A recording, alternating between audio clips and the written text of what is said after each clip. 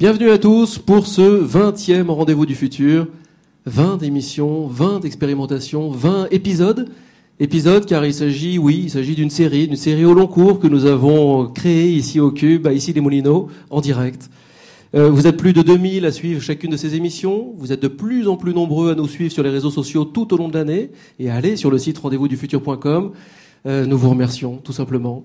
3 ans. Alors, cette émission a lieu dans le cadre du festival Futur en scène. Et c'est une émission très, très particulière à laquelle nous vous convions ce soir. Particulière parce qu'elle va durer un tout petit peu plus longtemps, 1h15 maximum. Et particulière car elle nous fera revivre quelques séquences du patrimoine de cette émission, quelques séquences d'émissions passées. Oui, parce qu'on ne pouvait pas forcément diffuser les 19 précédentes émissions. Mais surtout, ça va nous donner l'envie à tous de replonger dans les émissions qui sont tous sur le site rendez-vous-du-futur.com. Alors, cette émission interactive est diffusée en direct grâce aux moyens conjugués de la JD Carré, du Cube, de Triple C et de un air de chat. Elle est live tweetée sur le hashtag RDVF. Je vous y incite, évidemment, vous êtes cordialement invités à faire rayonner, à faire résonner ce que vous allez entendre, ce que vous allez voir, à poser des questions, à commenter également, hashtag RDVF.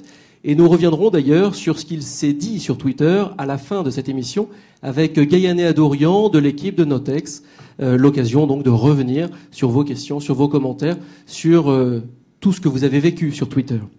La règle du jeu, pour le coup, elle change pas, c'est toujours la même. Pendant 1 heure, 1h15, nous allons prendre le temps du dialogue avec notre invité, et un dialogue qui sera co-animé par Nils Asiosmanov, président du Cube, et Pierre Delacote, écrivain, blogueur et spécialiste des nouveaux usages.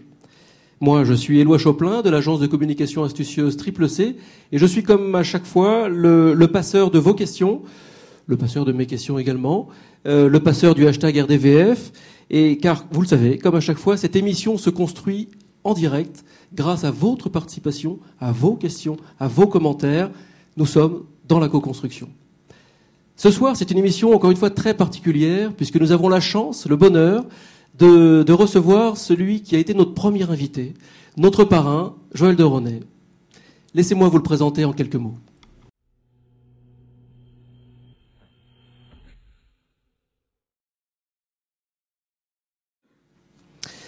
Alors Joël, biologiste, président exécutif de Biotics International, conseiller de la présidente d'Universcience, prospectiviste, pionnier des nouveaux usages, vigie de notre époque, personnalité numérique de l'année 2012 et auteur pour le livre le plus récent de Surfer la vie, un livre qui fera date.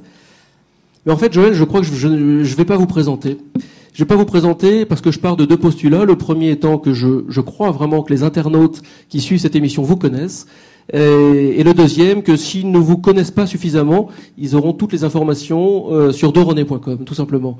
Ils auront des livres que vous mettez en libre accès, totalement gratuits. Ils auront les mini-MOOC que vous mettez depuis quelque temps sur le site également. Nous en reparlerons tout à l'heure. Et enfin bref, si vous voulez plus d'informations sur Joël de Ronet, doronet.com, c'est beaucoup plus simple. Et comme ça, moi, ça me laisse le temps de non pas vous présenter, mais de vous remercier. De vous remercier d'avoir été notre premier invité, de nous avoir fait immédiatement confiance en ce jour de juin 2010, il y a 3 ans. Vous ne nous connaissiez pas beaucoup, mais vous aviez senti qu'il fallait nous faire confiance. Et nous ne savions évidemment pas à l'époque que nous allions lancer une série qui nous mène aujourd'hui à 20 émissions, à 3 ans. Merci de nous avoir fait confiance, merci de nous avoir laissé utiliser le nom Rendez-vous du Futur, qui était le titre d'une émission que vous présentiez sur Europe 1 et le titre du recueil de vos émissions également. Donc pour tout cela, pour toutes ces rencontres, je sais que depuis 3 ans vous êtes présents, vous êtes derrière nous, vous suivez notre évolution et vous allez voir ce soir qu'il y a eu une évolution dans les graphiques, du décor, du son, de la technique et de la manière de présenter. Pour tout cela, merci chaleureusement Joël de Ronet. Et je cède le mot du début, pas le mot de la fin, le mot du début à Nils Asiosmanov. Bonjour, alors à mon tour, merci infiniment Joël de Ronet d'avoir accepté notre invitation.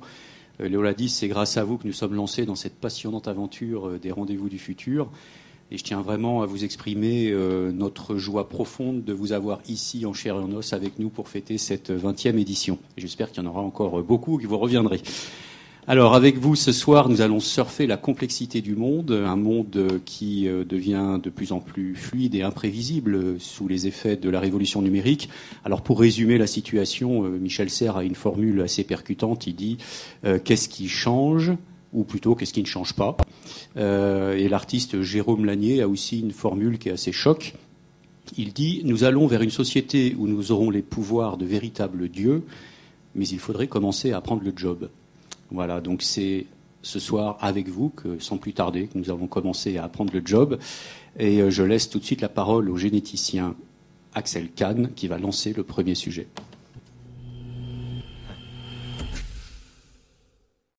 Un génome, la séquence génétique, c'est une information sur nous-mêmes. Ça n'est nullement une invention. Ça n'est nullement une création d'esprit, une création intellectuelle. Et sur le plan des principes, sur le plan de la factualité de ce dont il s'agit, jamais on ne devrait pouvoir breveter ou protéger par un droit d'auteur la connaissance d'une partie de nous-mêmes. Ça, c'est uniquement une appréciation logique et éventuellement morale, sans doute pas valable industriellement et économiquement pour le futur.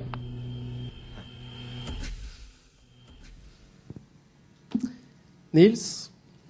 Alors, la start-up californienne Organovo, que vous devez bien connaître, a mis au point une bio-imprimante 3D dont l'encre est issue de cellules souches. Elle peut imprimer des tissus musculaires de synthèse, bientôt peut-être des organes vitaux, donc pour réparer le corps avec des transplantations. Un chercheur du MIT a développé plus récemment une imprimante 4D qui imprime des objets dont la forme peut évoluer dans le temps avec des nanotechnologies. Alors, si on pousse un petit peu plus loin, on va faire un peu de prospective, on peut imaginer la suite, une bio-imprimante 4D qui associerait ces deux technologies et qui donc permettrait d'imprimer du vivant doté de comportement. Est-ce que c'est de la science-fiction ou est-ce que c'est possible ? C'est tout à fait réalisable, évidemment. On en est encore un peu loin, mais ce qui est frappant, c'est que ça a commencé par un chercheur américain qui a transformé une imprimante à jet d'encre. Donc, imprimante à jet d'encre, il y a de l'encre qui est projetée sur un papier pour écrire ou pour imprimer des photos en couleur. Et il a remplacé l'encre par un liquide nutritif. Il a mis dans ce liquide nutritif des cellules embryonnaires cardiaques, qui sont des cellules qui, quand elles sont dans une boîte de pétri, elles pulsent de manière asynchrone. Et il les a projetées sur une surface nutritive aussi. Et petit à petit, quand elles ont atteint une surface de quelques millimètres, ces cellules se sont mises à battre ensemble. Elles se sont synchronisées. Et le fait qu'on puisse éventuellement prendre ces cellules et les retransplanter à une personne dans la mesure où ces cellules embryonnaires auraient pu être prises sur une même personne, il n'y aurait pas eu de rejet. Donc ce sont des expériences qui ont été réalisées de manière beaucoup plus simple qu'on le croyait. D'abord, les cellules ont envie, entre guillemets, de se reconnecter les unes avec les autres. Et ensuite, il y a des projets très ambitieux qui s'appellent, l'un d'entre eux s'appelle Print a Heart, imprimons un cœur avec tout ce qu'il y a dedans. Et je peux vous dire qu'on a déjà réussi à imprimer des vessies, on a réussi à fabriquer par un rein, des morceaux d'intestin. Il y a deux façons. Il y a à la fois l'imprimante 3D, mais aussi il y a les techniques de Robert Langer du MIT qui consistent à fabriquer une matrice biodégradable qui a la forme d'une vessie ou du cartilage d'un nez qui aurait été emporté par un accident. Et sur cette matrice biodégradable, on fait pousser des cellules embryonnaires ou des cellules normales qui poussent, se connectent les unes aux autres et mangent la matrice biodégradable et la font disparaître et donnent l'organe. Donc il y a deux techniques, enfin il y en a plus, mais il y a deux techniques. Mais les imprimantes 3D, je dis un dernier mot. J'ai tweeté récemment, parce que je tweete régulièrement des informations de nature scientifique et technique, pas des commentaires sur l'actualité ou sur les gens. Donc c'est @derené.com. Donc j'ai tweeté récemment, ça a valu beaucoup de retweets, le fait qu'un gamin de 8 mois allait mourir parce que génétiquement il pouvait plus respirer. Il avait les trachées complètement bouchées par un problème génétique. Donc les médecins ont fait le scanning de sa trachée. Ils ont reconstruit par simulation sur ordinateur la forme exacte. Cette forme exacte a été retransmise à une imprimante 3D qui a imprimé avec un biopolymère biocompatible, qui n'était pas rejeté. C'était pas des cellules, mais c'était biocompatible. La trachée exacte l'enfant qui a été réimplanté, il lui a sauvé la vie. Absolument. Pour revenir aux propos d'Axel Kahn, il se trouve que la justice américaine, récemment, la Cour suprême lui a donné raison, c'est-à-dire a admis le fait qu'en aucun cas on ne pouvait breveter les génomes. Donc ça veut dire que ce genre de propos est... Mais néanmoins, est-ce qu'il n'y aura pas concurrence entre les gentils et les méchants ? les gentils qui vont respecter un certain nombre de principes sur la non-brevetabilité, entre autres, mais aussi la non-exploitation commerciale du génome. Et puis, il va y avoir les méchants qui vont, au contraire, faire de l'argent avec tout ça. Et s'il y a concurrence entre les gentils et les méchants dans ce contexte que vous venez de manière incroyable de décrire, qui va gagner? Enfin, est-ce que... On ne peut pas savoir qui va gagner. C'est comme le glaive et le bouclier. Hein. On trouve un système anti-piratage et les hackers vont vaincre ce système anti-piratage. Il va falloir réinventer des systèmes d'encryption encore plus puissants. Donc il va y avoir cette lutte que vous décrivez très bien. Mais moi, je voudrais quand même la situer dans un autre contexte. Parce que j'adore Axel Kahn. C'est non seulement un ami, mais un formidable visionnaire de la science. Mais il se restreint trop à la génétique.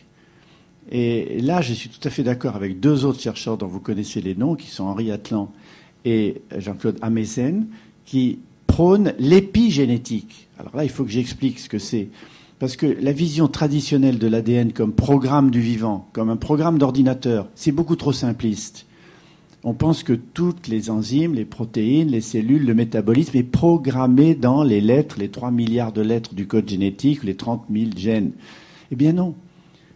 L'épigénétique, c'est la modulation de l'expression des gènes en fonction du comportement humain, animal et végétal. Du contexte, du contexte. Des réactions la nutrition, le sport, le management du stress, le réseau social et familial, le plaisir de faire ce qu'on fait.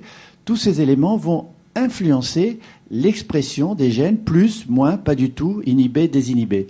Donc c'est quand même fondamental. Le corps est beaucoup plus complexe, c'est un système fluide, un système ouvert, qui se modifie en permanence comme le cerveau, en fonction de son environnement et en fonction de ce qu'on se dit. Le cerveau est fluide, c'est pas du tout une boîte noire avec des inputs et des outputs. C'est quelque chose qui, vos synapses et les miennes, pendant que je vous parle, se modifient. Donc il faut voir les choses dans un contexte systémique, des interdépendances beaucoup plus larges. Alors je suis convaincu qu'Axel Kahn est tout à fait sur cette ligne, mais là on lui posait une question sur les brevets du vivant que Myriad Genetics a voulu breveter, alors pour être dans les détails, le gène du cancer BCR1, BCR2, d'ailleurs qu'on a détecté chez Angelina Jolie, qui s'est fait une mastectomie, et il va continuer encore à s'enlever d'autres organes du corps, donc je ne sais pas si son homme, son mari, son copain, son compagnon aime bien une espèce d'enveloppe qui a plus rien dedans de vraiment féminin, enfin bon, mais elle a décidé de le faire, parce qu'elle avait l'argent pour le faire, ça coûte très cher. Donc voilà, c'est ça qu'on a interdit. La Cour suprême américaine, et ça je suis assez d'accord, comme Axel, qu'il faut interdire le brevet des gènes qui sont la fabrication et l'invention, entre guillemets, de la nature. Juste une petite question, puisque j'ai retrouvé un article du Monde fin 2006, dans lequel vous parliez des MUP, les micro-usines personnalisées. Donc en gros, vous voyez l'émergence de ces imprimantes 3D. En 2006, qu'est-ce qui laissait prévoir que ça allait devenir une explosion, une vraie révolution même? Alors, Éloi, d'abord, il faut comprendre que la prospective que je fais, c'est pas une prospective extrapolatoire, linéaire. J'ai appris aux États-Unis, au MIT, et j'enseigne ce que j'appelle une prospective systémique par analyse de tendances convergentes. Je répète, prospective systémique par analyse de tendances convergentes. Pourquoi? Parce que je pense que les innovations ne sont pas des innovations, c'est des systèmes innovants qui résultent de la convergence de plusieurs secteurs. Donc c'est mon métier, je fais ça tout le temps. Et donc effectivement, comme vous le dites très aimablement, j'ai été probablement le premier en France en 2006 dans cet article du Monde qui s'appelait les MUP, les micro-usines personnalisées, comment imprimer des objets chez soi, à être avant le livre de Chris Anderson sur les makers, le mouvement des makers, et en fait à lancer un peu le mouvement d'intérêt en France des imprimantes 3D. D'abord, Sculpteo, Eric Carril et les autres m'ont dit oui, ça a beaucoup influencé le fait qu'on se disait il y a vraiment quelque chose anguille sous roche, si je peux dire. Donc pourquoi et comment? C'est parce que c'est encore une fois une convergence de plusieurs facteurs. D'abord les progrès des imprimantes, la diminution du coût des imprimantes, la possibilité de faire en sorte que des cellules vivantes ont envie de se connecter, ont envie, je l'ai dit tout à l'heure, de s'interconnecter, qu'on peut les projeter sur des éléments. Ça, c'était déjà, on avait déjà la vision des imprimantes biologiques. Et puis, l'imprimante 3D d'objets, ce qui a été le déclic pour moi, ça a été le fait, j'avais d'accord décrit ça d'abord dans la révolte du pronétariat. Dans la révolte du pronétariat, donc les pronétaires étant ceux qui sont pour et sur le net, j'ai essayé d'expliquer que comme on allait avoir nos propres émissions de télévision, nos propres journaux, qu'avec déjà les blogs qui démarraient à l'époque, etc., on allait avoir la capacité de fabriquer nos propres objets.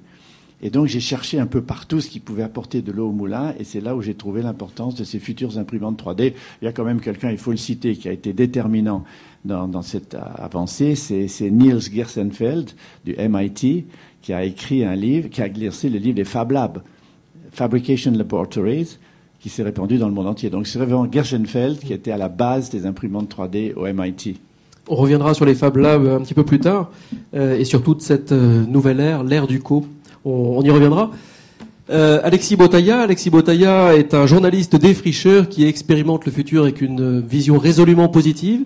Il revient dans chacune de ses émissions pour une sorte de point route du futur. C'est le rédacteur en chef du site Soon Soon Soon. Et si je ne m'abuse, les curieux peuvent se plonger dans le dernier Soonoscope, qui est le numéro 4, je crois.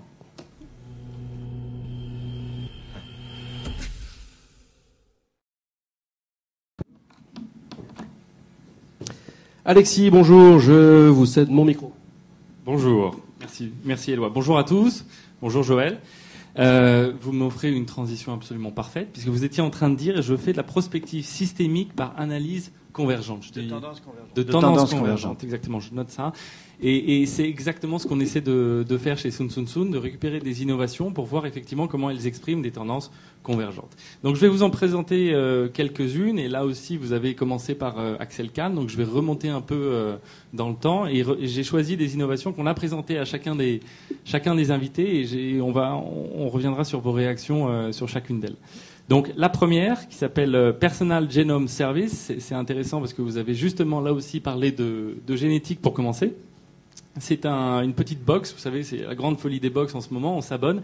Et chaque semaine, on peut recevoir effectivement une boîte qui nous permet, à partir d'un frottis ou d'un échantillon de salive, d'avoir le décryptage de son patrimoine génétique. Ça permet évidemment de croiser ensuite sur la base de données que possède l'entreprise pour savoir quelles sont les origines géographiques de sa famille, etc.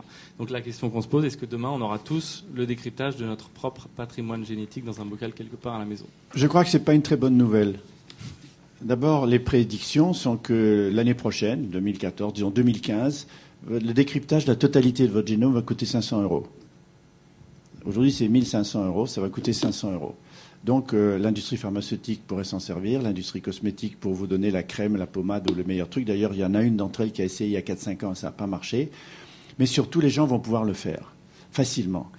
La question, c'est si on apprend qu'on a 80% de chances, d'après son patrimoine génétique, d'avoir la maladie de Parkinson, en attendant qu'on l'ait, ou qu'on ne l'ait pas d'ailleurs, est-ce qu'on va se torturer la vie, être dépressif, puisqu'il n'existe pas de médicaments pour traiter la maladie de Parkinson pour le moment? Donc ça a des avantages, mais ça a des énormes inconvénients. Un autre, c'est les employeurs. Vous dites une entreprise pourra faire le patrimoine génétique ou accéder aux résultats, parce que les banques de données, on peut les pirater et on peut savoir ce qui se passe, il faut que ce soit hyper encrypté. On peut connaître le patrimoine génétique de quelqu'un qui est par exemple allergique à la peinture, et s'il propose sa candidature pour une entreprise de vernis, de laque et de peinture, on peut lui dire non, pas trop vous, parce que vous n'avez pas l'air très en forme vis-à-vis des peintures. De discrimination à l'emploi. Donc il faut quand même réfléchir à tout ça. Les polices d'assurance peuvent augmenter considérablement si on a votre génome et on sait que vous êtes susceptible d'être extrêmement allergique, d'avoir le rhume des foins et même de l'asthme. Donc voilà, c'est quelque chose, une percée extraordinaire, mais moi je trouve qu'il va falloir être très prudent et bien interpréter tout ça. En tout cas, ça existe déjà et c'est déjà possible.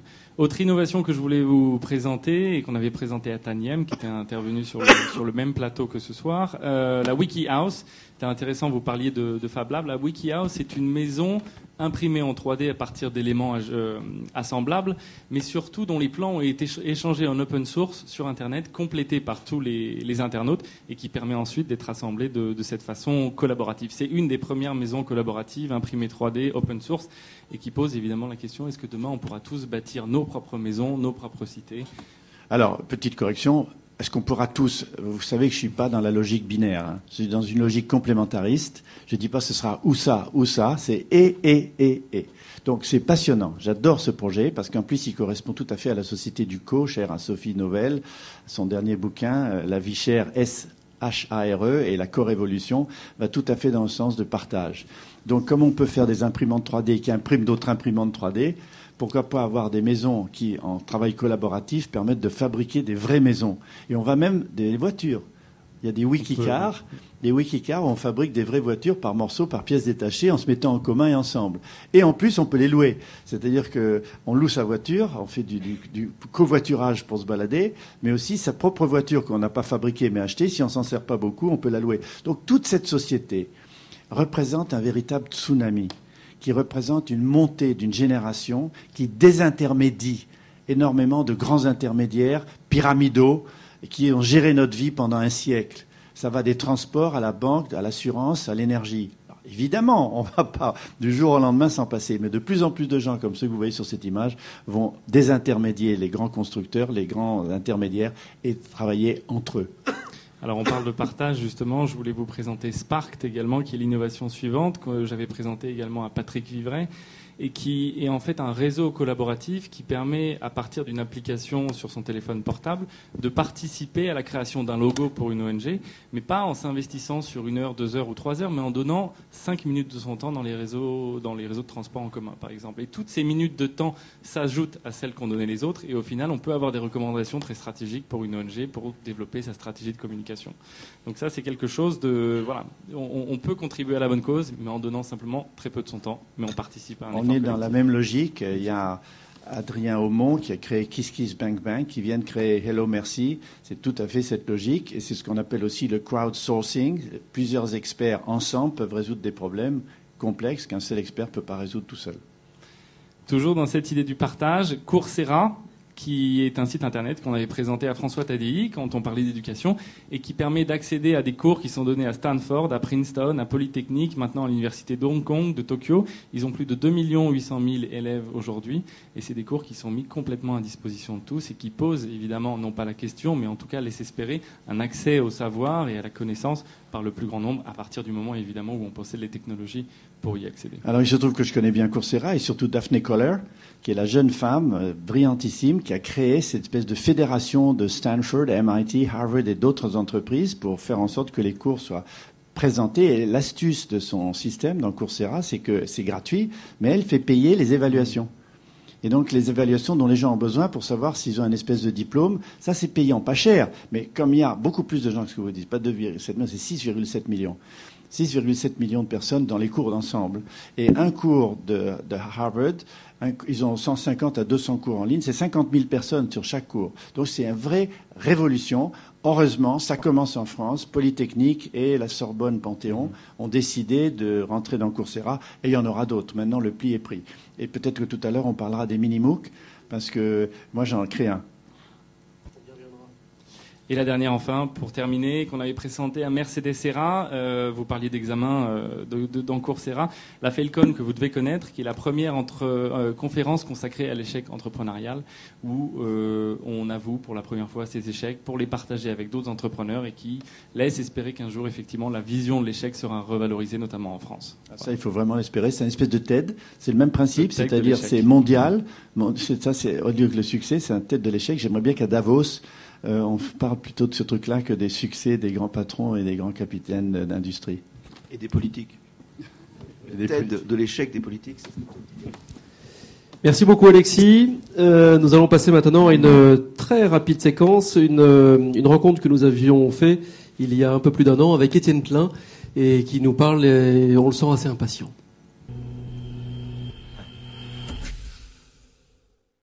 Autrement dit, je crains que la science soit victime d'une espèce de crise de la patience qui affecte tous les secteurs de la vie sociale, même de la vie individuelle, psychique, intellectuelle.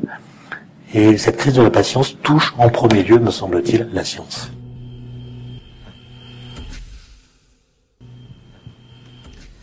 Joël, une petite réaction peut-être sur cette dimension court terme, long terme peut-être D'abord, c'est un des grands sujets des plus passionnants d'Étienne Klein, c'est le temps et la durée. On revient à Bergson, à beaucoup d'autres qui l'ont pensé. Et moi, j'ai aimé dans plusieurs de mes livres définir la différence que je mets dans le temps court, le temps long et le temps large. Rapidement dit, le temps court, c'est le temps des médias, le temps du flash, du spot, des news, et ça se succède sans arrêt.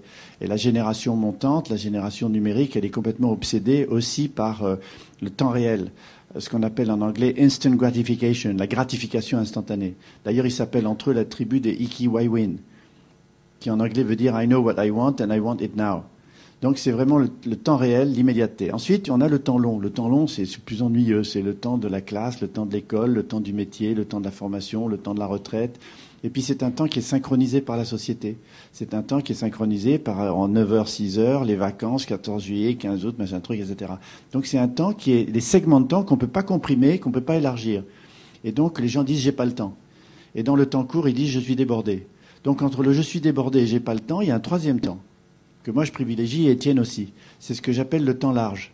Le temps large, c'est donner du temps au temps, comme le disait un célèbre président. Donner du temps au temps, ça veut dire qu'en plus du temps court et en plus du temps large, dans lequel on est obligé de vivre, puis il est synchronisé par la société ou l'obsession des médias, on crée du temps en parallèle. Avec les outils dont on dispose aujourd'hui, les outils numériques, les moteurs de recherche, une équipe bien soudée qui travaille bien ensemble, une bonne bibliothèque, les archives de tout ce qu'on a fait, l'archive de ses mails, etc., etc., etc., on a un capital temps. Et on est dans le temps large. Et à ce moment-là, on peut vivre aussi des dividendes temporels que ce capital nous donne. Et on a le temps de faire les choses. Au lieu d'avoir des segments temporels obligatoires, on a tout d'un coup un temps qui va vous permettre d'apprendre le japonais, voyager, aller en Chine ou écrire un autre bouquin. Voilà. Et ça, je crois que c'est extrêmement important. Et malheureusement, beaucoup de scientifiques sont mis sous la pression de la publication. Et cette pression de la publication conduit à une impatience de ceux qui payent et qui donnent les crédits en disant, alors vous en êtes où? Je vous paye pour faire de la recherche, vous avez trouvé quoi? En parlant de temps, justement, on aura bientôt des serveurs informatiques qui auront des puissances de calcul de 1 milliard, 2 milliards de calculs par seconde. François Tadei, dont on parlait tout à l'heure, nous disait ici, à l'époque, je faisais de la recherche. Aujourd'hui, les robots font de la recherche. Ils peuvent planifier une expérience, l'exécuter, l'analyser. Que nous reste-t-il? Alors, on a parlé des MOOC, qui veut dire Massive Online Open Course, mais il y a les MOOR, qui veut dire Massive Online Open Research. C'est-à-dire que des gens, une communauté mondiale, fait de l'open science, se met ensemble, et pour publier un papier, ils le font à plusieurs, ils le traduisent en allemand pour ceux qui sont en Allemagne, en chinois pour ceux qui sont en Chine.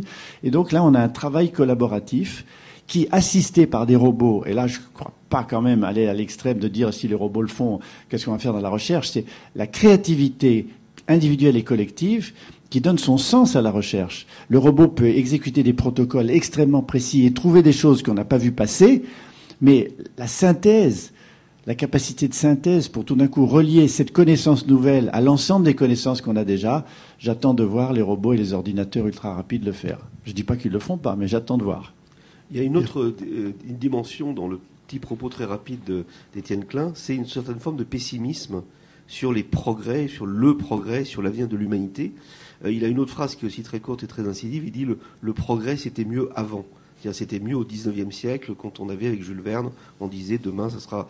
Et alors, est-ce que vous partagez cette vous l'avez dit déjà à plusieurs reprises depuis le début de l'émission, est-ce que vous partagez une certaine crainte à voir toujours le pour et le contre de chaque avancée purement technique sur le plan humain, moral de l'avenir de l'humanité, sur l'avenir de l'humanité? D'abord, comme je l'ai dit déjà tout à l'heure, je ne suis pas binaire dans mon approche. Je suis complémentariste depuis le début, avec la systémique. Et donc, je ne suis pas le pour, le contre. Je suis pour le gris qu'il y a entre. De nombreuses nuances de gris, comme un livre très célèbre. Et donc, je pense qu'il y a, quand on parle de « c'était mieux avant », il y a les nostalgiques du passé. C'est une sorte de nostalgie du passé. Et quand on parle et on se projette vers l'avenir, il y a une sorte d'utopie prospectiviste qui veut toujours que ce soit mieux après. Alors on ne peut pas dire c'était mieux avant ou ce sera mieux après. Ce qui est important, c'est maintenant. Et je pense que maintenant, comprenant le maintenant, comme dit Michel Serres, ce qu'on tient dans sa main, c'est ça qui crée le futur. C'est le maintenant, c'est qu'est-ce qu'on fait maintenant. Si on se projette dans le passé pour essayer d'analyser comment on a fait, on espère qu'on refera aussi bien, ou qu'on se projette dans le futur en disant vous verrez ce sera mieux avant, faites ça. La prospective finalement, l'extrapolation, ça mène à des futurs qui existent déjà, alors qu'il faut les inventer à chaque seconde de notre vie. Voilà pourquoi je ne suis pas tout à fait d'accord avec Étienne.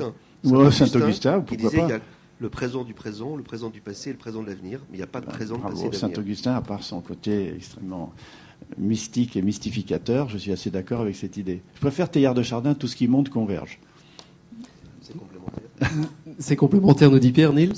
Oui, pour revenir sur l'approche systémique, il y a de plus en plus d'interpénétration, de porosité entre les domaines de la recherche. Le sociologue Bruno Barzloff, qui était également ici, nous disait tirer un fil et tout vient avec, rien à faire, on ne pourra pas décrypter un sujet sans réveiller l'autre. Mais est-ce que ça veut dire que pour développer ces visions plus holistiques, il ne faut pas aussi changer notre système éducatif qui a tendance à cloisonner, à mettre dans des silos? Est-ce qu'il n'y a pas fondamentalement quelque chose à changer très tôt? C'est en train de changer, Niels. Doucement, mais c'est en train de changer. Comme disait Alphonse Allais, tout est dans tout et réciproquement. Ça veut dire les feedbacks sont partout, l'interdépendance est partout. Malheureusement, nous avons un enseignement linéaire, séquentiel, analytique et disciplinaire. Je répète, linéaire, séquentiel, analytique, disciplinaire. Parce que le pouvoir universitaire est fondé sur le pouvoir d'être le patron d'une discipline. On est comme le renard qui balise son terrain, on a des mots compliqués pour que personne vienne vous embêter. Et on est le roi de ce petit mini-secteur qui se spécialise de plus en plus. Et hiérarchisé en plus. Et en plus, hyper pyramidalement hiérarchisé. Donc, les étudiants apprennent par bribes la complexité, parce que c'est pour réussir à l'examen. Alors que le véritable moyen de comprendre la complexité, c'est de l'aborder en tant que complexe, la comprendre telle qu'elle est. Pour ça, il y a des domaines comme l'écologie, l'économie ou la biologie, philosophie aussi. Ou la philosophie, bien entendu, qui sont des sciences du complexe et qui ont des interdépendances entre elles. Donc, je pense que ce qui est en train d'évoluer dans l'enseignement, c'est que jusqu'à présent, on avait considéré que l'approche systémique, pour la nommer comme ça, était comme une sorte de culture générale, en plus du programme. Et les étudiants disaient non. Moi, j'ai un programme, j'ai un examen, j'en reste à la discipline. Et quand j'allais faire des cours de systémique à Polytechnique, ça marchait quand même, parce que ça les intéressait. J'arrive à les intéresser en parlant de biologie, d'écologie ou d'économie. Mais après, ils me disaient, bon, c'est très bien, j'ai gardé ça dans ma tête, je vais acheter quelques bouquins là-dessus, mais ça me sert pas pour mon examen. Mais ça, c'est en train de changer. Les gens sont en train de comprendre, avec l'écologie surtout, avec la biologie moderne, et je répète encore avec l'économie, qu'il y a des interdépendances et des rapprochements étonnants entre ces disciplines qui permettent finalement, au lieu de tout retenir discipline par discipline, de faire un tout qui permet d'avoir la mémoire et la mémorisation de l'autre secteur. C'est une transition parfaite, justement, puisque c'est un thème majeur qui a régulièrement été abordé dans ces émissions-là. Je vous propose d'écouter François Tadei, que nous avons reçu il y a quelques mois ici, et qui nous parle de l'éducation, de la coéducation, de l'anglais à l'école. On en reparle juste après. Est-ce que on se contente de devoir tout apprendre en anglais? Est-ce qu'on traduit en français? Est-ce qu'on produit nos propres contenus? Est-ce qu'on les adapte à nos publics? Est-ce qu'on réfléchit? Et c'est qui ces publics? Est-ce que c'est uniquement un public d'élite qui est capable de comprendre un cours de 3e cycle de Stanford? Ou est-ce qu'on fait des cours pour les lycéens qui ont des tonnes de problèmes d'orientation dans un pays comme le nôtre et qui arrivent à l'université et ils s'interrogeaient sur est-ce que je fais de la psychologie, du droit, de la médecine ou de l'informatique? Rien de ça n'est enseigné au lycée. Et donc comment est-ce qu'ils choisissent aujourd'hui? Ils choisissent s'ils ont des parents qui savent. Et s'ils n'ont pas de parents qui savent, eh ben, ils tirent à pile ou face ou ils font comment? Et donc s'ils avaient des mots, par exemple, d'initiation à la psychologie, le droit, la médecine et l'informatique, ils pourraient mieux comprendre ce qu'on attendra d'eux par la suite et décider par rapport à ça. Et donc je pense qu'il y a tout un écosystème fondamentalement à bâtir et un écosystème dans lequel on doit inviter les apprenants à enrichir l'écosystème au fur et à mesure. C'est ça pour moi un écosystème d'apprentissage du XXIe siècle. Joël, je vous voyais acquiescer pendant cette petite séquence. C'est un maître pour nous, François TDI. Le CRI, le Centre de recherche interdisciplinaire, a amené des jeunes à la biologie de synthèse, qui fait que on est parmi les tout premiers maintenant dans ces domaines. L'un d'entre eux a créé la Paillasse, qui est comme la cantine ou le camping, des lieux où les gens viennent travailler en open source, en se disant tout, en échangeant, des hacker studios. Donc François est à la base de tout ça. C'est extraordinaire qu'on ait un homme comme lui en France. Et il vient de dire deux choses importantes sur lesquelles j'embraye rapidement. C'est d'une part la coéducation écosystémique, c'est-à-dire non pas des petits morceaux comme un puzzle qu'on essaye de rassembler désespérément, mais au contraire, aussi bien qu'un point ou une sphère, la connaissance, c'est quelque chose qui est dans un espace à plusieurs dimensions, dans laquelle on peut contribuer en étant un ancien, c'est la coéducation intergénérationnelle, il a parlé des parents, ou entre les étudiants eux-mêmes, c'est la coéducation, les apprenants sachant, il y en a autant dans une classe qui sachent plus que ceux qui apprennent, et de ceux qui apprennent en sachent plus que les autres. Donc c'est cette coéducation qui est absolument fondamentale. Et enfin, il a parlé de l'anglais. Alors je sais qu'il y a des grosses critiques là-dessus, on peut en reparler. Je pense qu'avoir l'éclairage, la distanciation par rapport à un autre langage. Moi, j'ai compris ça en faisant des séminaires au MIT quand je suis arrivé. La force du ing, working, doing, seeing, progressing. Le ing est quelque chose qui en français n'existant pas on est gelé dans le temps et on est tout de suite enfermé dans un débat contradictoire. Alors que les anglo-saxons, grâce à cette capacité, c'est l'ouverture, le ing, et d'autres choses. Et donc, quand on dit, mais le SMS, par exemple, Twitter, ça appauvrit le langage, ça appauvrit la culture, beaucoup disent non, ce sont des autres langages. Et grâce à cet autre langage que les jeunes utilisent tout le temps, on peut apprendre la grammaire, l'analyse logique, parce qu'on voit qu'il y a un relief, il y a une autre dimension dans la langue. Donc moi, je suis 100% pour l'anglais, et je termine là-dessus. Très souvent, des gens me demandent, mais Monsieur de Ronet, tout ce que vous nous racontez, techniquement, c'est de la biologie, c'est de l'informatique, c'est de l'écologie. Mais comment vous faites? Qu'est-ce que vous utilisez comme moteur de recherche? Vous utilisez Google, vous utilisez Yahoo, lequel? Je dis, I just read and speak English fluently. That's enough. Parce que si vous voulez savoir ce qui se passe dans le monde, en Chine, au Brésil ou en Russie, lisez l'anglais. Alors, est-ce qu'il ne faudrait pas qu'il y ait une distanciation aussi par rapport à l'anglais, grâce à l'allemand, au chinois, au russe, voire éventuellement au français? Non, moi je suis pour le plurilinguisme, mais garder le français, bien entendu. Mais dans cette espèce d'espéranto mondial qui permet l'accès à la connaissance et l'accès à la communication, l'espéranto, c'est mondial, c'est l'anglais, évidemment. Et aujourd'hui, sur The Economist, ou The Herald Tribune, au CNN, on sait ce que font les Chinois, les Russes ou les Brésiliens, même si je ne parle pas portugais, russe ou chinois. Alors, qu'est-ce que vous pensez de ce qu'on dit, et ce qu'on a dit encore récemment sur la dégradation de l'enseignement scolaire en France et par ailleurs sur l'université? C'est vrai que vous alliez parler du débat Agege et Michel Serres pour notre cher ministre de la Recherche sur l'anglais. Je ne veux pas en parler, c'est un débat. La dégradation du niveau, oui, c'est vrai. Et même le bac.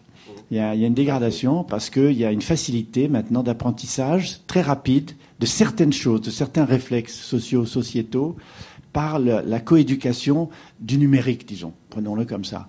Ça va tellement vite, c'est tellement facile, c'est tellement plus marrant, excusez-moi d'utiliser cette expression, que l'enseignement classique, traditionnel, disciplinaire, littéraire, philosophique, fait que les jeunes s'y intéressent moins. Et je vais vous donner un exemple typique. On est allé avec Claudie Agnuret récemment à une expérience que je trouve extrêmement intéressante qui s'appelle « Jouer à débattre ». C'est fait par l'Arbre des connaissances, peut-être qu'ils nous écoutent, qu'ils nous regardent. Et jouer à débattre, on prend des jeunes en classe en difficulté. Des jeunes qui, en anglais, s'appelleraient des drop-out. Ce sont des mauvais élèves. Ils ont 15 ans. Et là, il y a un juré de 12 personnes. Il y a la défense, il y a le procureur. Et le sujet est un vrai sujet scientifique. Il s'agissait de globes oculaires qu'on s'implante pour voir dans l'infrarouge et dans l'ultraviolet. Et une jeune femme s'implante ça, elle en meurt par espèce de rejet immunitaire. Et il y a un débat parce qu'il y a un procès en diffamation. Et les jeunes sont obligés de débattre. Ils sont éloquents, brillants, ils font attention à leurs mots, ils pèsent les mots, ils écoutent. On était là, ce qu'ils disent. Après, on a été les voir avec Claudie Agnuret. On a demandé, mais comment ça se fait que votre génération s'exprime tellement peu en public et que vous aimez pas ça, et vous le faites pas? Pourquoi? Et ils m'ont répondu, c'est incroyable, ils m'ont répondu parce qu'on a peur d'être ou con ou lèche-cul. Je m'excuse de ces termes.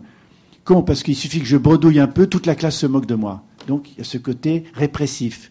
Et lèche-cul, parce que si j'ai posé une bonne question, on va dire que je fais ça pour faire plaisir aux profs. Donc, il y a cette espèce de frein, de complexe, en quelque sorte, d'expression. Et pourtant, quand ils ont la liberté de le faire dans le cadre d'un jeu, c'est pour ça qu'on va créer à la Cité des Sciences la Cité du jeu vidéo, du jeu sérieux, des jeux vidéo, ils s'expriment complètement différemment.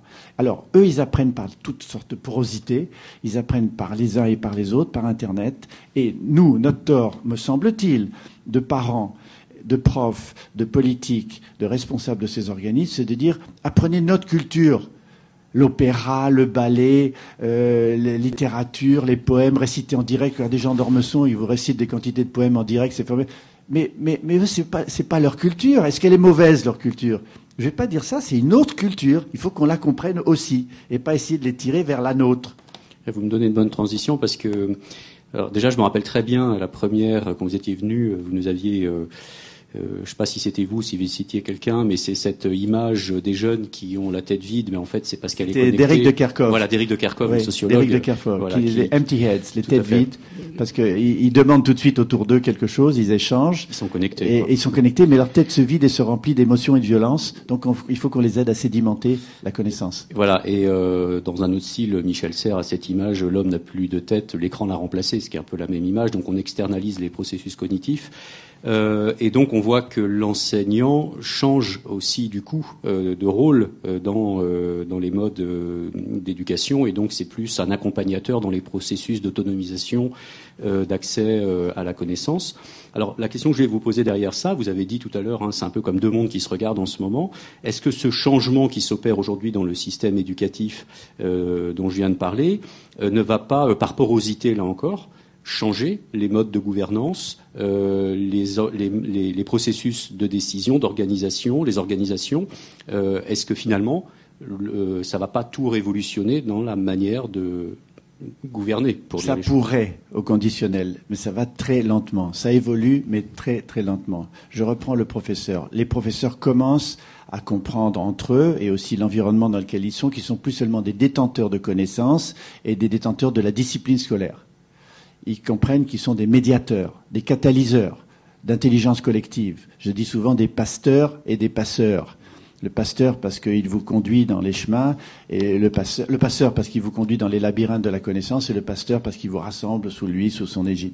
C'est en train de changer. Donc il est le metteur en scène d'un système éducatif qui s'appelle la classe, dans laquelle il y a des meilleurs, il y a des moins bons, et au lieu d'essayer de tout ramener à la norme, selon l'enseignement classique, il y a des classes maintenant où on essaye de laisser un peu les initiatives y aller. Ça, c'est ce que je voulais dire sur les professeurs. Ensuite, sur ce que vous disiez, sur est-ce que c'est en train de changer vis-à-vis, et que ça pourrait changer la gouvernance de tous ces systèmes.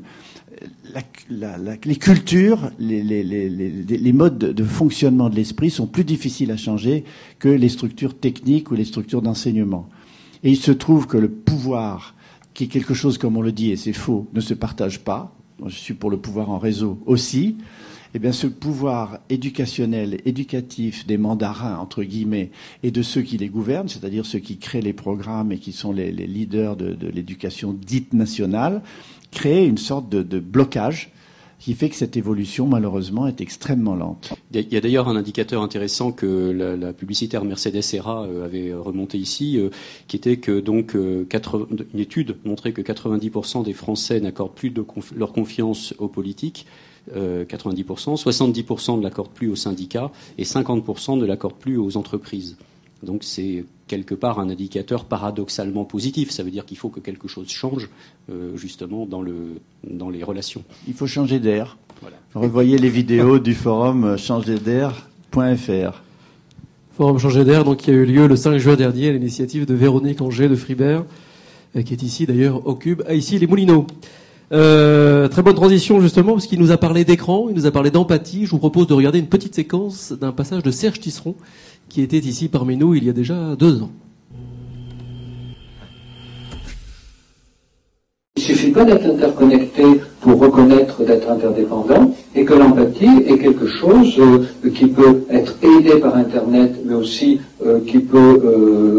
l'Internet peut faciliter le contraire de l'empathie, je ne veux pas l'antipathie, mais la neg-empathie, on pourrait dire, et que du coup, oui, l'empathie doit s'apprendre, et qu'elle ne va pas s'apprendre à travers un écran, qu'elle doit s'apprendre dans des contextes de proximité. Donc c'est pour ça que je milite pour la création dans les écoles maternelles d'espaces de jeux entre les enfants, des jeux animés par les enseignants des maternelles, et des jeux qui développent l'apprentissage de l'empathie entre les enfants. L'apprentissage chez les plus jeunes à la Cité des Sciences, est ce que vous faites au quotidien? Alors je veux revenir sur l'empathie. Parce que l'empathie est une qualité extraordinaire, beaucoup plus chez les femmes que chez les hommes. D'ailleurs, je ne veux pas faire de discrimination, mais il se trouve que l'empathie, je rappelle, est se mettre à la place de l'autre pour détecter ses émotions et donc aller vers la personne et se rapprocher, c'est aussi lié à des neurones miroirs dans le cerveau qui peuvent copier un certain nombre d'actions, s'en inspirer, et pour l'éducation, c'est fondamental. L'empathie, le plaisir, ce qu'on appelle aussi le ludo-éducatif vis-à-vis des jeunes, montre que ça marche. Si on va vers eux comme ces jeunes des classes en difficulté, qu'on se met à leur place, qu'on les comprend, qu'on leur parle pas bébé ou gnangnan, on les tutoie, mais on les vouvoie, on les respecte, à ce moment-là, ça change complètement. Et ils apprennent beaucoup mieux et beaucoup plus vite. Et cette empathie, c'est quelque chose à laquelle je tiens énormément, puisqu'à la fin de Surfer la vie, j'ai décrit des grandes valeurs pour construire le monde ensemble, dans lequel il y a l'empathie, l'altruisme, la fraternité, l'amour fraternel, la spiritualité laïque, le respect de l'autre, le respect du principe responsabilité, cher à Jonas. Donc tout ceci fait qu'aujourd'hui, il y a une trame de différents sentiments, émotions et valeurs que les gens commencent à partager. Alors que dans le monde égoïste, pyramidal et chacun dans sa bulle que nous sommes en train de quitter, le monde de la croissance matérielle, chacun pour soi, on peut aller vers le chacun pour tous. Et dans le chacun pour tous, l'empathie a un rôle fondamental à jouer. Jeremy Rifkin, qui a pas mal théorisé aussi cette notion de l'empathie, dit qu'on est passé d'une conscience idéologique qui correspondait au XXe siècle à une conscience psychologique. On est dedans actuellement et qui devrait donc nous amener à une conscience empathique. Alors moi, j'aurais... Et Franz de Waals. N'oublions pas Franz de Waals, qui a écrit un magnifique livre sur l'empathie chez les animaux, comment ils s'entraident. Oui. Et n'oublions pas le type au nom inescriptible, mais presque prononçable, qui est Mihaly Csikszentmihalyi, un Hongrois qui a inventé, qui a proposé la théorie du flow. Et la théorie du flow, c'est que quand les gens sont dans le flow, ils sont obligatoirement empathiques les uns avec les autres. Quand on est dans une recherche en flow, on est aussi concurrent, mais on a l'empathie. Quand vous écoutez un conférencier qui vous captive, vous avez l'impression que vous faites du voilier par vent-arrière et votre voilier déjauge. Vous écoutez même plus les mots, vous êtes pris par le flow. Donc le flow et l'empathie sont des moyens d'aller les uns vers les autres. Alors ce flow est généré en grande partie par les réseaux sociaux, mais il y a un revers de la médaille qui est que, alors je cite un récent dossier du Monde qui titrait avec Internet, les consommateurs sont traqués et les publicitaires transformés en mathématiciens. Le marketing algorithmique a fait son apparition aujourd'hui dans le monde de la publicité il produit en fait ce qu'on croit être de la relation personnalisée, mais qui en fait n'est que le pur produit de robots automatisés, de systèmes automatisés. Qu'est-ce que ça vous inspire, ces techniques de marketing algorithmique qui sont quand même très sophistiquées C'est comme, ça m'inspire la même chose que l'IRM fonctionnel, qui permet de regarder dans le cerveau des gens et de localiser des zones qui réagissent à certains éléments. C'est beaucoup plus complexe que ça, le cerveau humain et son émotion. Et ce marketing hyper algorithmique a quelque chose de desséché. Et je pense que la personnalité humaine s'inspire de beaucoup plus de choses que simplement un message clairement perçu. Il y a l'émotion du moment, il y a le fait qu'on a bien dormi ou pas bien dormi, qu'on a bien mangé, pas bien mangé, bien fait l'amour ou pas avant. Et donc tout ceci va jouer. C'est beaucoup plus subtil. Et tout ceci me rappelle un peu ces espèces de visions et de volonté de plaquer sur un réel des idées préconçues. Et finalement, on s'aperçoit que ça marche de moins en moins. On ne fait que prolonger, excuse-moi d'ailleurs, ce qui se passait avant déjà dans la publicité, où en vous mettant des images de petits chiots, de bébés, on arrivait à mieux vendre du papier toilette par exemple, parce que ces images produisent de l'ocytocine qui renforce un sentiment de confiance en soi et donc dans le produit. Il y a d'ailleurs des publicités très drôles en ce moment. On voit des bébés, on boit de l'eau, je vais pas faire la pub, et on se voit en bébé en train de danser. C'est formidable. Ouais. Mais pour revenir sur cette question du marketing et de l'isolement lié à cette vision trop mathématique des choses, je reprendrai ce que dit Sherry Turkle dans son livre. C'est une sociologue du MIT qui a écrit un livre qui s'appelle Alone Together, Seul ensemble, où elle montre qu'un des grands biais négatifs des réseaux sociaux, c'est aussi par un échange permanent de l'autre, de l'avatar, d'oublier la relation humaine qu'il y a derrière. C'est presque la devise de Facebook, ça, que vous... Oui, Alone Together. Et vraiment, c'est assez dramatique de voir à quel point ça se répand. Et elle va même très loin, si je peux me permettre de le dire. C'est quelque chose que je ne partage pas 100% avec elle, mais elle le dit quand même. Elle dit que surtout les jeunes filles qui vivent dans un monde d'avatar numérique, ils se téléphonent plus. Parce que le téléphone est trop émotionnel. On entend la personne respirer, donc ils envoient des textos, 80 textos par jour pour une ado française, 2500 textos par mois, SMS. Donc elle dit que pour aller au contact du réel et toucher les gens, quand on a des rendez-vous avec des garçons dans des soirées, on fait du binge drinking. Le binge drinking veut dire que tequila, vodka, Red Bull, en quelques secondes, on est bourré complètement. Et d'après ce qu'elle dit, c'est un moyen de créer un sas entre ce monde du numérique et des zombies avatars avec lesquels on vit et les gens réels qui finalement créent un problème de contact réel dans IRL, in real life. Il faut donc beaucoup téléphoner, c'est ce que je voulais dire. Il faut continuer à téléphoner. Pas forcément. Continuer à téléphoner. Est dangereux pour on peut dire beaucoup de choses au téléphone, beaucoup mieux qu'en visiophone. Beaucoup mieux qu'en visiophone. Moi, je préfère 1000 fois des conférences call en téléphone qu'en visiophone. Je reprends la main parce que nous commençons à accumuler un petit peu de retard. En septembre 2010, nous avons interrogé quelqu'un que vous connaissez plutôt pas mal, je pense. Nous l'interrogions sur la notion de fracture numérique, Madame Claudia Nieuret. On se retrouve après ça. Je pense que c'est pas seulement un problème d'accès au numérique. Et je pense qu'effectivement, aujourd'hui, tout est connecté, interconnecté, alors que peut-être il y a des internautes là, qui sont au Mali, ou je sais pas où, et qui nous écoutent. Il y a des endroits où il y a de l'accès. Je situerais plutôt la fracture entre ceux qui vont savoir utiliser ces outils et ceux qui vont les subir. J'aurais une petite réaction à cette émission de septembre 2010. Très rapide, je l'ai déjà un peu dit, je crois à la coéducation intergénérationnelle dans l'entreprise. Je pense que les jeunes de la génération Internet qui arrivent avec ces outils, dont je répète qu'il faut les mettre sur les intranets des entreprises pour créer du lien social en plus du lien numérique, les anciens, les seniors, les gens proches de la retraite peuvent aider ces jeunes à contextualiser l'information qu'ils reçoivent, qu'ils ingurgitent, le big data, pour lui donner un relief à la fois sociologique, psychologique, économique, philosophique, voire spirituel. J'en profite pour dire que depuis 10 ans, le Cube travaille sur la question de l'intergénérationnel via le numérique et que, notamment à l'occasion de Futur en scène, il y a tout un programme sur l'intergénérationnel à l'échelle de tout Grand Paris Seine-Ouest, donc 9 villes, 400 000 habitants. Voilà. Et finalement, vous parliez tout à l'heure de cette idée assez fascinante des neurones miroirs, mais on a un peu l'impression, si on vous suit, que justement, les neurones miroirs de la génération numérique ne reflètent plus les gens de la génération opéra, littérature, etc. Et là, c'est quelque chose qui ne se passe pas, qui ne s'est pas passé depuis des siècles, parce que depuis des siècles, les neurones miroirs ont bien fonctionné. Ça va trop vite. Et là, ça va trop vite. Ça va trop vite, absolument. Mais c'est quand même une génération qui en sait beaucoup plus dans certains secteurs que ceux qui ont passé des tas de diplômes et qui, à 30 ans, arrivent à l'accès. On va faire d'ailleurs, j'ai fait un peu de pub pour Univers Science, à la Cité des Sciences en novembre, on va faire un TED avec les gens de TEDx, jeunes, 12, 16 ans. Parce qu'ils ont des savoir-faire dont on a intérêt à prendre connaissance et une culture, entre guillemets, du numérique qui est complémentaire de notre culture classique, traditionnelle, la culture des cultivés, qui, comme chacun sait, savent des petits riens sur un peu de tout, alors que le spécialiste, c'est tout sur un petit rien.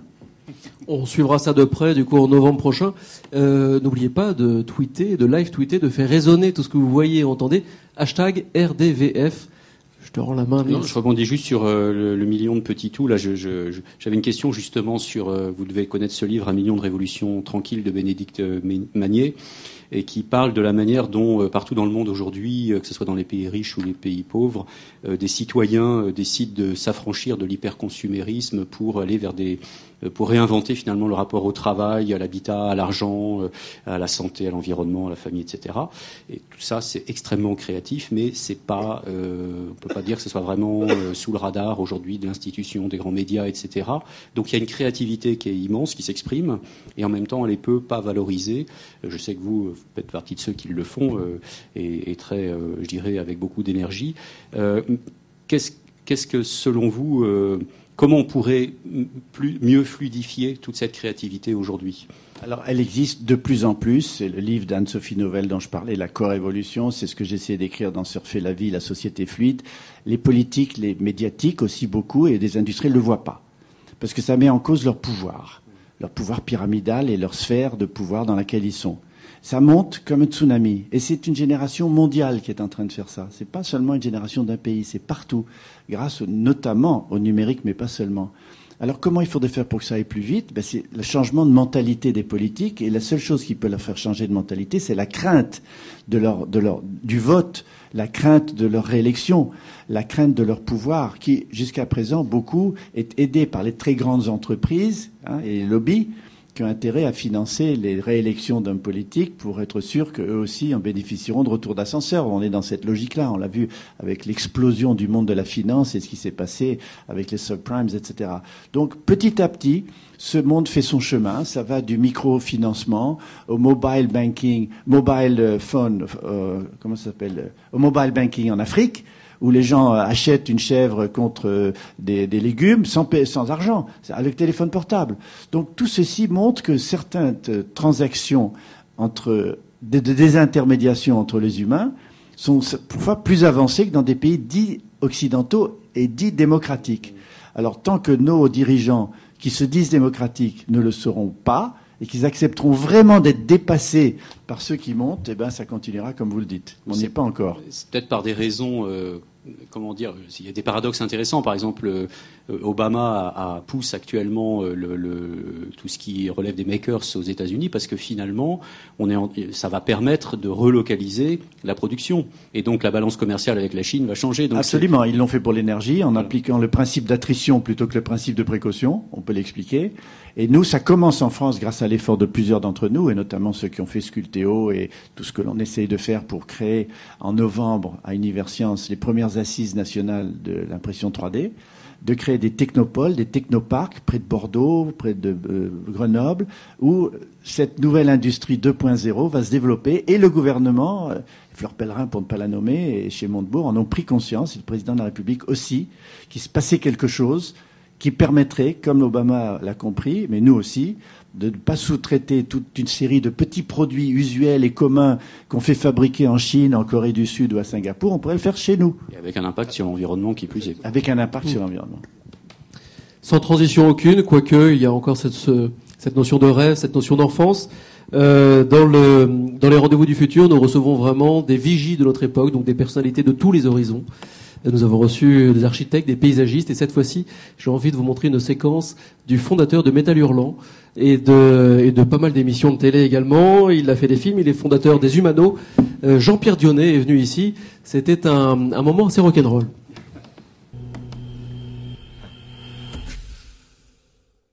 Je pense qu'il y a une époque de la vie où on est une éponge et où les choses peuvent vous changer radicalement.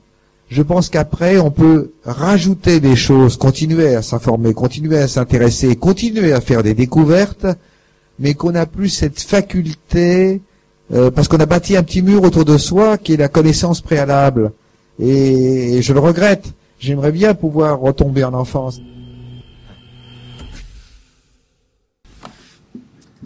Cette manière de retomber en enfant, Joël, ça vous inspire ? La connaissance préalable, ça s'appelle souvent aussi des préjugés. Or, si on surfe la vie, on ne peut pas avoir de préjugés. Parce que tout est en mouvement continuel, en chaos, aléatoire, et il faut avoir tous les sens en éveil pour construire ce futur qui est devant vous. Donc, l'esprit d'enfant, c'est qu'il ne se pose pas de questions. Il aime le jeu, il aime le plaisir. Regardez les enfants quand ils jouent, qu'est-ce qu'ils font ? Ils simulent la vie. Ils jouent à papa, ils jouent au maman, et après ça se perd. On ne joue plus. On est hyper sérieux, on prend des décisions et on veut les faire appliquer au lieu de laisser les gens faire des erreurs, des essais et jouer. Le jeu, c'est le plus grand apprentissage de la vie, le jeu. Et pourtant, il y a eu un des sujets du bac philo qui était... La morale en politique. Non, il y avait aussi l'enfance est-elle la nuit de la raison ? La nuit. La nuit de la raison. Est-ce qu'on n'est pas raisonnable dans l'enfance ? Est-ce que la raison n'est pas amoindrie dans l'enfance et ce qui est quand même... C'est assez critiquable comme question. C'est critiquable, c'est un super sujet de philo comme l'autre. Peut-il y avoir une politique une morale en dehors de la politique ? Je trouve ça formidable, surtout dans les conditions actuelles. Mais je pense que ces sujets du bac sont extrêmement paradoxaux, très très bien pensés, et c'est vraiment de la matière première pour vraiment faire réfléchir les jeunes sur ces thèmes-là. Je crois que celui-là est excellent. Ce que vous avez dit m'a juste rappelé une phrase que j'ai lue hier, mais je ne sais plus de qui, je suis désolé. C'est, en gros, ça disait, il ne faut jamais laisser notre connaissance prendre le pouvoir sur notre ignorance. Je trouve que c'est très beau. Je suis peut-être Einstein. Et Goethe disait, sur Twitter, allez-y, cherchez. Méfiez-vous de vos rêves d'enfance, ils se réalisent toujours. Ça, c'est très très bon aussi. Ce n'est pas forcément Goethe, c'est pas non plus Einstein, mais nous avons eu un rendez-vous du futur assez exceptionnel avec lui. Alors il vous cite régulièrement sans forcément vous citer, je dois le dire. Si, j'entends. Niels confirme, d'accord. Donc, nous avons reçu Jérémy Rifkin, il était avec nous et il nous parle, et lui il est assez optimiste quant à l'avenir des jeunes Français et la manière de s'emparer de leur futur. On se retrouve juste après ça pour rebondir. I am confident that the young people in France will play a leadership role in moving this third industrial revolution. I have no doubt about it. I think they've waited too long. They're hungry to have this change. They're intellectually and emotionally ready for this. I believe the young people in France are ready to lead this revolution, to join with their young peers in Germany and across the world, and begin to move us to a sustainable third industrial revolution society. They've got the intellectual capabilities, the technical know-how, and I think they have the passion and commitment to do it. It's time now for a change of guard. It's time for a younger generation to step forward, open the door, and move us from vertical to lateral power across France. Joël, une réaction, une question? Il dit la même chose aux jeunes japonais, aux jeunes brésiliens, aux jeunes Alors, portugais, ça c'était une question que je me posais intérieurement. Il a confiance dans la jeunesse portugaise, la jeunesse italienne. Européenne, en fait. Européenne. Il était en France, donc il a répondu sur les Français, mais il parle de ça. Là. Mais il dit la même chose en Hollande, il dit la même chose en Espagne, la même chose en Italie. Donc ce que je retiens, c'est que c'est le moment de changer d'air. On l'a dit le 5 juin, je le redis encore une fois, mais il a compris que c'est le moment de changer d'air et que cette génération, pas seulement la française, c'est une génération mondiale. C'est pas une génération française, c'est une génération mondiale qui a maintenant les outils, le savoir-faire, la connaissance et les valeurs pour ensemble créer, co-créer le futur qu'ils veulent et pas le futur qu'on est en train de leur laisser. Nils, peut-être? Oui, enfin, je risque de plomber un petit peu l'ambiance. Allons-y. Il y a quand même une question que j'avais envie de vous poser. Je sais pas quelle heure il est, je sais pas combien de temps il reste, mais. Il est 8h30, on a encore un bon quart d'heure, on peut y aller. Donc en fait, il y a une étude réalisée par 22 chercheurs qui appartiennent à une quinzaine d'institutions scientifiques internationales qui ont publié donc dans la revue Nature en juillet dernier et qui donc cette étude dit que les écosystèmes de la planète pourraient connaître un effondrement total et irréversible d'ici 2100. Donc c'est demain matin. Patrick Vivray, donc le philosophe et essayiste qui était présent également ici, a dit que ce qu'il faut sauver, c'est pas la planète, c'est l'humain.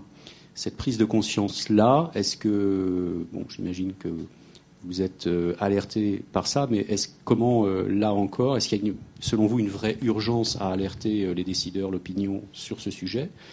Comment vous positionnez? Sur l'humain, beaucoup plus que sur les 100 prochaines années, prochaines années de l'écosystème. Je suis d'accord qu'il faut être prudent et vigilant sur les excès d'utilisation des combustibles fossiles et du dioxyde de carbone face au réchauffement climatique. Évidemment, je ne dis pas du tout le contraire. Mais je dis qu'il y a des priorités maintenant, surtout aussi, notamment grandir en humanité, comme le dit si bien Patrick Vivray. C'est-à-dire écouter l'autre, écouter l'autre. Les politiques considèrent que ce qu'ils ont appris à l'ENA ou à Polytechnique, c'est quelque chose qui fait qu'ils sont les seuls sachants face à un monde de personnes à gouverner. Mais ces personnes ne sont plus seulement à gouverner, ce sont des personnes qui ont des choses à dire, des choses à créer, des choses à faire. On le voit dans cette génération. Et donc, partage tout à fait l'avis de Patrick Vivray qu'il faut accentuer les choses sur l'humain, le lien social, le lien humain dans l'entreprise. La juridiction de l'entreprise, la structure juridique de l'entreprise, ça va faire hurler beaucoup de gens, est un peu inhumaine dans la mesure où c'est la création de valeur coûte que coûte, la concurrence, la compétition, gagner des marchés, et les gens sont mis dans une machine à produire qui parfois néglige l'humain. Là, il faut repenser l'entreprise pour la transformer en entreprise fluide, comme je l'ai dit, transversale au pouvoir transversal, faire confiance au pouvoir transversal. Dit Patrick Vivray, passer de l'ego compétitif à l'alter coopératif. Oui, j'aime beaucoup. Et quand il parle des bénévoles, j'adore les mots de Patrick Vivray. Il dit que on parle des bénévoles qui, étymologiquement, veut dire faire le bien, vouloir faire le bien. Mais il y a aussi les malévoles. Et les malévolants, il y a les bénévolants et les malévolants. Et les malévolants sont en train de tuer les bénévolants. Ça, c'est du Patrick Vivray. Et il a raison, parce qu'il montre qu'on doit lutter contre les 7 grands lobbies qui dominent le monde et qui dominent les politiques, qui doivent leur élection à ces 7 lobbies. Je peux les énumérer. Le lobby de la finance, le lobby de la drogue, le lobby des armes, le lobby de l'industrie pharmaceutique, le lobby de l'industrie agroalimentaire, le lobby aussi, il faut le dire, médiatique, et le lobby du tabac et des drogues. J'ai déjà décidé les drogues, donc ça fait 7, j'en oublie peut-être. La publicité aussi. La communication. La finance pure. Hein? Publicité, c'est finance. Oui, j'ai dit. La finance en premier. J'ai dit en premier. Bon, on les retrouve sur le site rendez-vous-du-futur.com. Juste un mot, Rifkin parle également de Smart Grid, vous en parlez aussi, et vous abordez la notion avec le principe d'Enernet. Est-ce que vous pouvez nous en parler un petit peu? C'est quoi l'Enernet? Ouais, d'abord, Rifkin, je l'aime beaucoup, on se connaît depuis assez longtemps. Il se trouve que j'ai 12 ans de plus que lui, donc il a le temps de lire mes livres et de dire ce que je dis. Non, mais c'est vrai, c'est sympa. Il faut le dire. Mais écoute, moi je le cite. Autant acheter les vôtres alors. Comment? Autant acheter les vôtres alors. Non, je dis pas ça du tout. Je dis que beaucoup de choses qu'on attribue à Rifkin, nous sommes plusieurs à l'avoir pensé et certains d'autres à l'avoir écrit avant. Notamment l'énergie en peer-to-peer. c'est-à-dire le partage de l'électricité dans les réseaux. Sa troisième révolution industrielle est un monument. Son livre sur l'empathie est un monument. Et avant ça, n'oubliez pas l'âge de l'accès, sur le fait que les gens vont pas posséder tout, mais échanger entre eux. Il avait prédit la société du co. Et avant ça, les biotechnologies. N'oublions pas que Rifkin s'est fait connaître sur les problèmes éthiques des biotechnologies. Donc biotechnologie, marketing et consommation, maintenant énergie.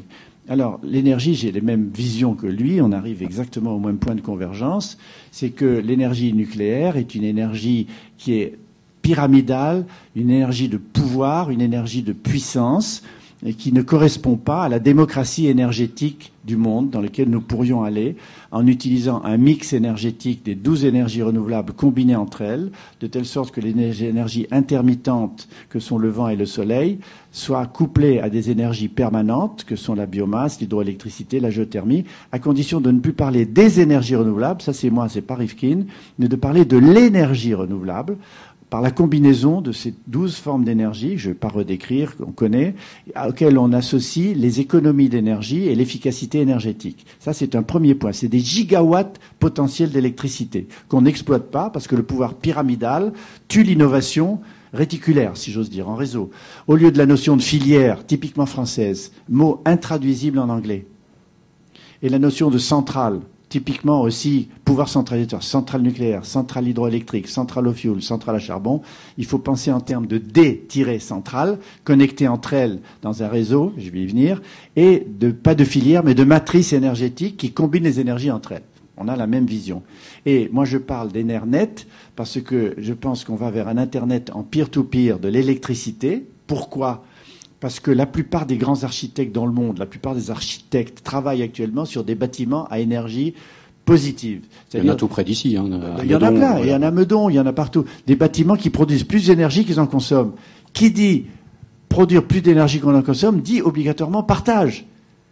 Et partage comment ? Avec un réseau de transfert d'électricité qui est plus le RTE, réseau de transfert d'électricité passif, qui va d'une centrale nucléaire à votre compteur et vous payez, mais un RITE, c'est-à-dire un réseau intelligent de transport d'électricité qu'on appelle en anglais un smart grid.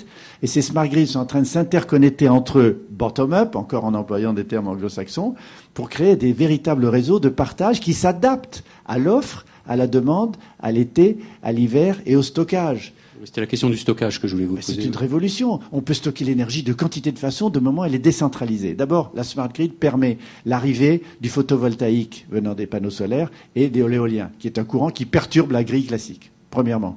Comment on fait pour que la grille s'adapte ? C'est que le réseau qui existe actuel, on met dedans des puces électroniques. D'ailleurs, SMT Microelectronics, ST Microelectronics en France, Trialog, ont lancé un projet qui s'appelle SoGrid. La France est très en avance là-dessus, qui permet de transformer un réseau passif en réseau interactif. Il s'adapte. Alors, le stockage, exemple, les voitures électriques.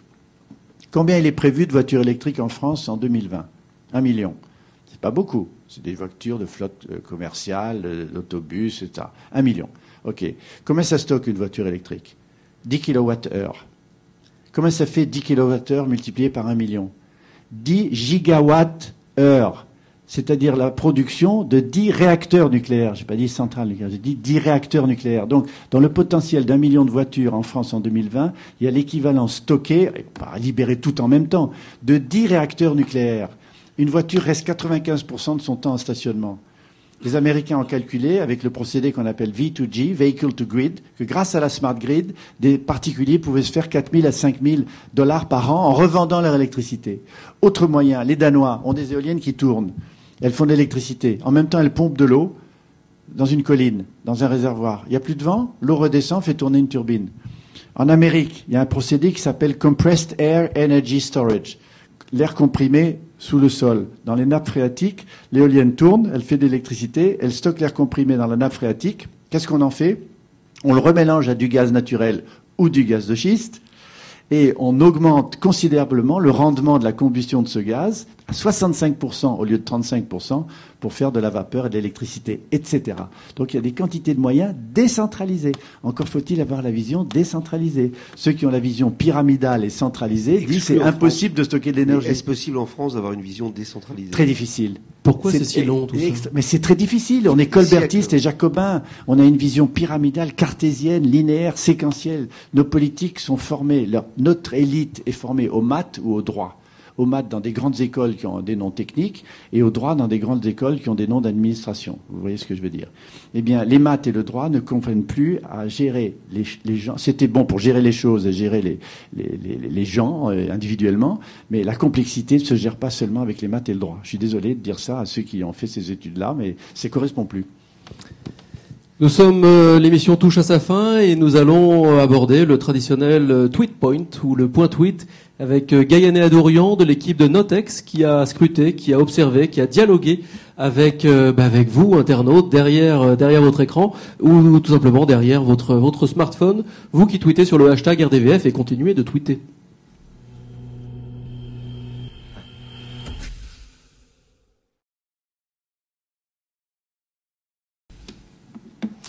Gaïané, bonsoir, je vais te céder mon micro. Bonsoir Éloi, bonsoir à tous, bonsoir Joël. Alors effectivement sur Twitter il y a eu aussi pas mal de commentaires et de réactions à ce qui était dit, comme j'ai envie de dire comme à chaque rendez-vous du futur, parce que on parle régulièrement de tout ce qui est économie collaborative, imprimante 3D, etc. Donc là c'est pareil, les gens ont pas mal réagi. Finalement assez peu de questions et du coup plutôt des commentaires et du coup moi j'en profite puisque j'étais aussi sur Twitter. Moi j'avais une question à vous poser par rapport à l'entrepreneuriat en fait. Si vous aviez aujourd'hui un conseil ou des choses à donner à quelqu'un qui se lance, ce serait plutôt dans quelle direction il faudrait aller, est-ce qu'il faut se lancer aujourd'hui et comment? La première des choses, mettez-vous ensemble. Il n'y a plus d'entrepreneurs tout seuls qui lancent une start-up. Ce sont quelqu'un qui connaît un peu le numérique, un autre qui connaît un peu la finance et l'économie, quelqu'un d'autre qui aime le marketing. Et c'est dans cette espèce de trilogie ou de quadrilogie que se créent les innovations du futur. Donc ensemble, premièrement. Deuxièmement, n'allez pas chercher de l'argent auprès des banques ou auprès même du venture capital. N'allez pas parce qu'ils vont vous demander un business plan. Et comme vous ne savez pas encore quel sera votre marché parce que votre idée de produit ou de service est tellement nouvelle qu'aucune étude de marché vous le dira, vous vous lancez sur Internet, vous créez un site, vous dites votre idée, ce que vous voulez faire. Si elle est hyper originale, vous allez trouver un peu d'argent du crowdfunding, soit de Kickstarter ou de KissKissBankBank en France. Puis commencez par essai, par erreur, en créant de l'appétit pour ce que vous faites et renforcez-vous ensuite avec les moyens plus traditionnels. D'accord, et alors du coup ça amène aussi une autre question. On parlait des MOOC et de tout ce qui est de l'apprentissage. Et du coup, comment on fait pour passer du stade apprentissage, là on apprend tous ensemble en ce moment, à l'action? Comment on fait ensemble, tous ensemble? Qu'est-ce qui pourrait favoriser tout ça? Alors d'abord, il y a une mauvaise image des MOOC que je voudrais dissiper parce qu'elle est mal connue, mal comprise. Les MOOC, c'est pas simplement de l'information descendante qui va d'une grande université à 150 000, 200 000 personnes qui suivent un cours en même temps. Ils ont créé des conditions de latéralité entre eux, grâce à Skype, grâce à Twitter, grâce à Facebook, grâce à MSN. Les gens créent des groupes d'apprenants et apprennent entre eux. Donc c'est pas seulement vertical, c'est aussi transversal. Alors, comment déboucher sur l'action? C'est qu'il se trouve que la coopération, ce qu'on appelle l'intelligence collaborative et l'intelligence collective, conduit les gens à avoir des idées qu'ils n'auraient pas eues tout seuls. Ils l'ont ensemble, et comme je viens de dire, par essai, par erreur, on peut tester. L'avantage du numérique, c'est qu'on peut faire des expériences, on peut tester, on peut voir avant d'aller chercher de l'argent. Et d'ailleurs, c'est plus tellement besoin de beaucoup d'argent pour lancer quelque chose. On peut lancer quelque chose avec des gens, avec des idées, et l'argent peut venir ensuite, après. Comme le dit Chris Anderson dans son livre précédent, The Long Tail, la longue traîne, le gratuit et Free Economics, notre livre avant les makers, il dit on peut gagner de l'argent avec du gratuit. Nous, on en fait en tant que scientifiques constamment l'expérience, en mettant des livres gratuits sur Internet, en étant gratuits, en étant ensemble, eh bien, il peut venir des projets qui peuvent rapporter de l'argent. Ok. Merci. C'est le petit mot de la fin, c'est ça? Le petit mot de la fin, puisque l'émission touche à sa fin, Niels. Moi, je voudrais dire qu'il y a un sujet qu'on n'a pas du tout abordé, et je prends ça comme une bonne nouvelle. C'est pourtant un sujet très à la mode en ce moment, c'est le sujet du transhumanisme et du post-humanisme. Alors Jean-Michel Beignet, qui est un spécialiste du sujet, qui était ici il n'y a pas longtemps, nous disait que les sociétés occidentales, après avoir beaucoup cru à l'émancipation par le progrès, sont devenues dépressives et que finalement elles sont assez tentées de se fondre dans la perfection des machines. Et ben, vous nous avez prouvé ce soir que vous êtes bien un humain, que vous n'êtes pas dépressif, et vous nous avez apporté un grand bol d'air. Merci beaucoup. Merci à vous de dire ça. Merci. Il faudra peut-être dire un jour un mot sur le transhumanisme et les critiques que je porte au transhumanisme. C'est pas étonnant effectivement que vous ne soyez pas très transhumaniste, parce que on a un peu l'impression, et ça c'est un cauchemar évidemment, que l'homme est en train de s'imprimer en 3D, un peu comme Dieu dans la Genèse selon la Genèse, a créé l'homme à son image. Est-ce qu'il n'y a pas quelque chose d'un peu effrayant que, par exemple, Teilhard de Chardin, que vous aimez bien, aurait évidemment très critiqué? Est-ce qu'il n'y a pas quelque chose... mais alors, derrière, Jacques Chancel dirait « et Dieu dans tout ça », qu'il n'a d'ailleurs jamais prononcé, en fait. Mais est-ce qu'il y a derrière le transhumanisme, quand même une transcendance, quelque chose d'autre que l'homme? À une minute de la fin, il me pose des questions. Allons-y, allez, on décide. Non, pas 4 heures de réponse, mais une réponse rapide. Je pense que le transhumanisme se trompe. L'idée du transhumanisme, c'est de remplacer l'homme en pièces détachées par des cellules embryonnaires, des organes implantés, des puces électroniques dans le cerveau. Les grands papes de ça, c'est Ray Kurzweil ou Aubrey de Grey. Ils disent, comme un avion est remplacé par pièces détachées chaque fois qu'il y en a une qui va pas, l'humain sera pareil, il mourra jamais. Moi, je pense que c'est une vision élitiste. C'est une vision égoïste. C'est une vision qui est contre la nature, puisque la mort et la vie sont totalement liées, ne serait-ce que par le recyclage des éléments. Écoutez, Hubert Reeves, le nombre d'atomes de l'univers est constant. Il faut réfléchir à ça. Mourir, c'est important pour la vie. On sent surtout que ce débat, nous pourrons le refaire à nouveau. Donc vous êtes déjà notre invité pour la 30e émission, la 40e, la 50e, la 100e, etc. Cette émission est maintenant terminée. Elle était donc assez spéciale, puisque nous avons également duré un petit peu plus longtemps. Merci beaucoup, cher parrain, cher Joël. Merci à tous ceux qui ont rendu cette émission possible. Merci à la joyeuse équipe de la Gilet Carré, qui nous accompagne depuis le début, depuis ces 3 années, avec toujours leur enthousiasme. Merci à l'équipe du Cube également de nous accueillir si bien et si habilement tous les 2 mois ici. Merci à Nerds de Chat pour les solutions de streaming. Merci Triple C pour le reste. Merci à nos partenaires médias, Sun, Notex, Arte Créative et Colo Info. Juste une petite annonce, samedi 22 juin, ici au Cube, à Issy-les-Moulineaux, toute l'après-midi, vous pourrez, dans le cadre du festival Futur en scène, participer à la journée Génération Connectée. Nous y retrouvons donc samedi prochain. La fin de l'année sera passionnante, la fin de l'année des rendez-vous du futur. Rapidement comme ça, nous pourrons dialoguer avec Luc Ferry, avec André Braic, avec Muriel de Saint-Sauveur. Nous sommes déjà sur 2014, qui sera une année éblouissante. Bref, gardons le contact sur les réseaux sociaux, sur le site rendez-vous-du-futur.com et sur tout le reste. À très bientôt. Merci.